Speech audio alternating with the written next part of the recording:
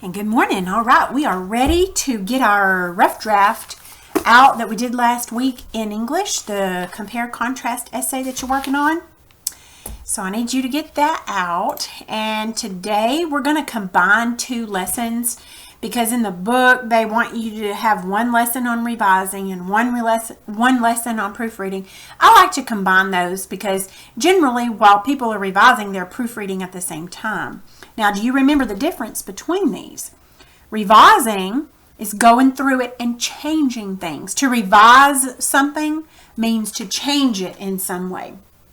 So revising is going through and saying, I don't think I want this sentence here. I think I want to move this sentence here. Or I think I want to add this sentence. Or I think I want to change this word.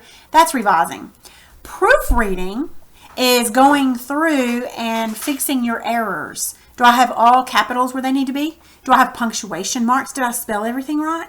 So that's the difference between the two. And so I like to do these two steps of the writing process together at the same time because it kind of, what they say, kills two birds with one stone. All right, so you will need your book.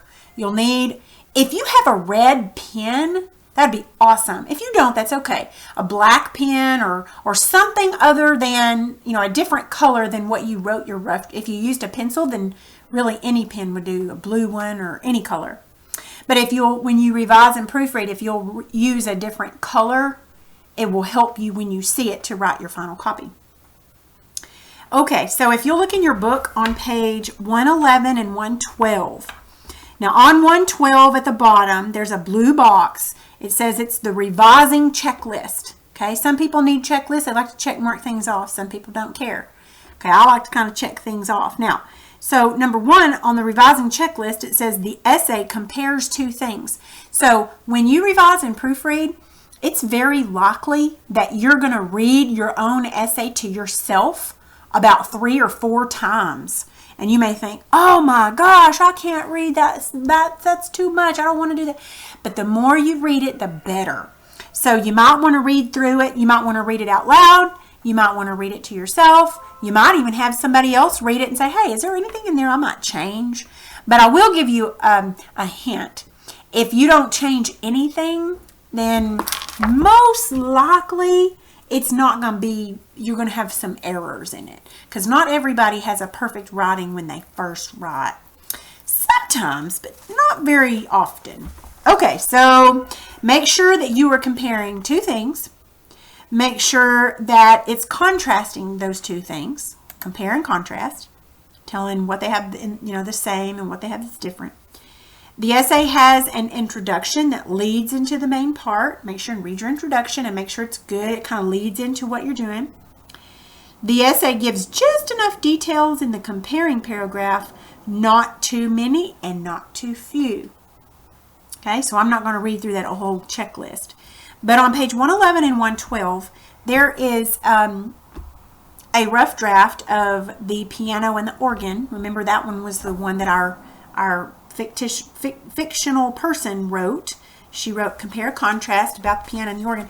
So you see how she used blue to go in because she had used black to top it. So I want you to notice on page 111, look at the very first part. You see the title, the piano and the organ. And look below that. See how she skipped lines? Because that way it's easy for her to go in there and, make changes. So do you see, she says, at our house we have a piano and an organ. I can play both of them a little bit. And then she put a period. And then she put a little caret mark right there. And then you see that sentence above there. That means that she wants to add this sentence to this paragraph. They look similar, but they have a lot of differences. So she added that sentence in there. Now look at the next paragraph. The piano and the organ have some likenesses. So that means this paragraph is about how they're alike. Look at the next sentence. They are both in our house. Do you see how she deleted that sentence? She said, nah, I don't think I want that sentence. So she deleted that sentence. Look at the next paragraph.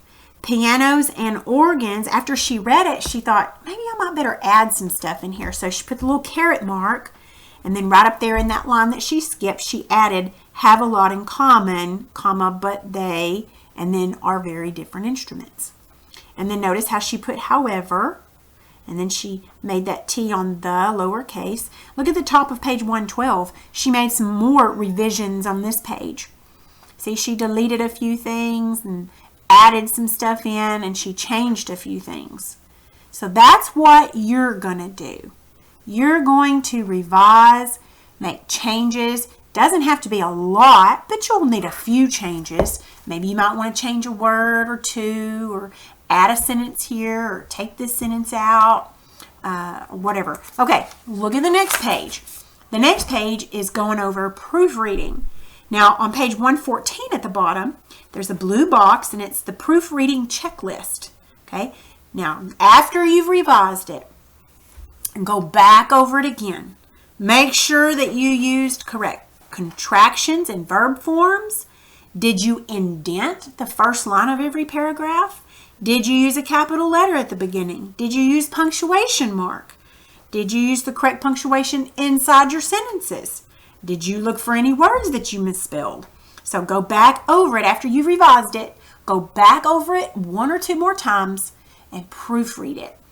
And then once you're finished with that, you will have a final rough draft that you're ready to write your final copy.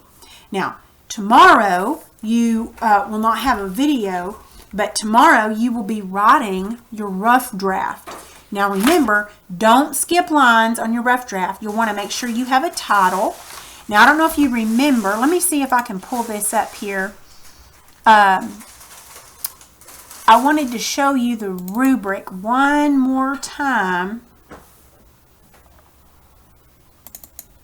so you'll know exactly what I'm going to be looking for, because I don't know if you remember. Okay, so let me make this a little bigger. All right, so the writing process. Now remember, these are all worth 3 points. Okay, if you did them, then you get 3 points. If you did them a little bit, you'll get 2. If you did them less than that, a 1. If you didn't do them all, you'll get a 0.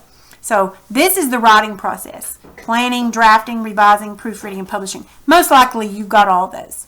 Now, your final copy needs a title.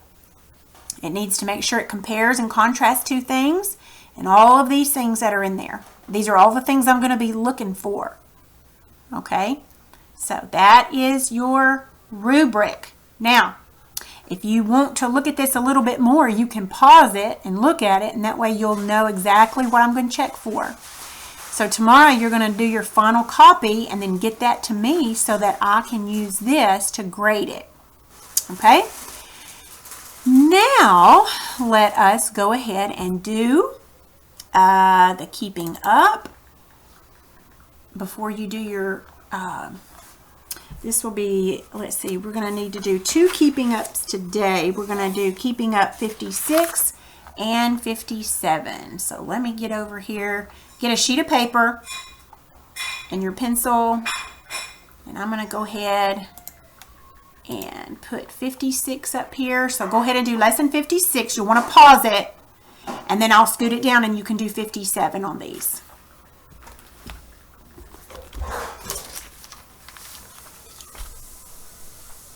Okay, let me scoot it down to 57. Go ahead and do this one.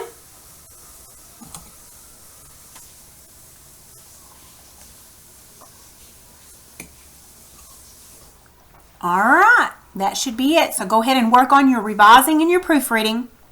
If you have any questions or you'd like for me to help you on it, just send me a message and I'll see what I can do, okay? That's all for today.